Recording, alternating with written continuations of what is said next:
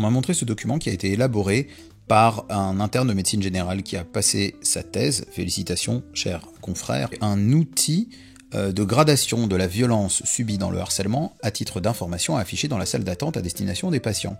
Ça a beaucoup surpris certains de mes collègues qui, comme moi, pratiquent le jeu de l'idiot, parce que, par exemple, le fait de se faire insulter était au même niveau que se faire frapper. Or, nous, dans le jeu de l'idiot, on sait que se faire frapper par quelqu'un de plus fort que nous, etc., c'est très dur de s'en sortir tout seul, sans aide ou sans riposter. Par contre, se faire insulter, on peut s'en sortir. Plus bizarre encore, se sentir triste ou en colère était classé comme plus grave que se faire frapper. Les moqueries ou les humiliations étaient classées comme moins graves.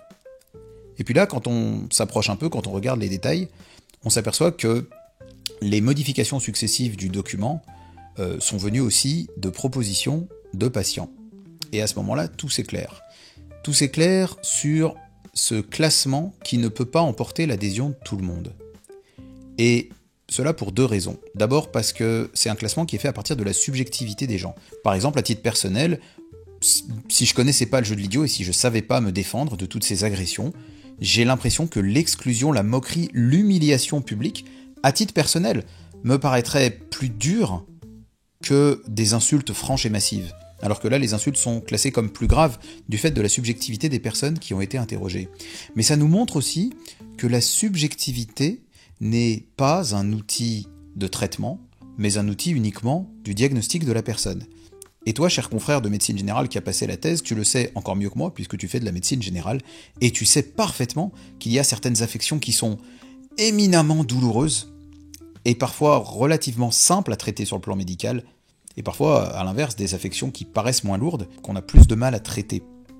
Et ça nous montre toute la différence qu'il y a entre faire un diagnostic, ressentir une souffrance, d'une part, et avoir une marge de manœuvre, d'autre part.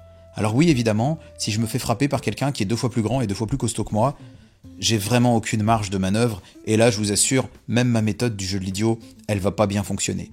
Par contre, sur tout le reste, il y a des moyens de s'en sortir, en fait. Se faire moquer, se faire insulter, se faire menacer, ça s'apprend des compétences pour calmer la situation. Et en cela, les médecins généralistes sont en première ligne pour aider les patients.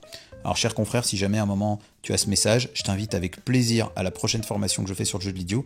Et si tu m'envoies ton adresse en message privé, je t'envoie mon livre.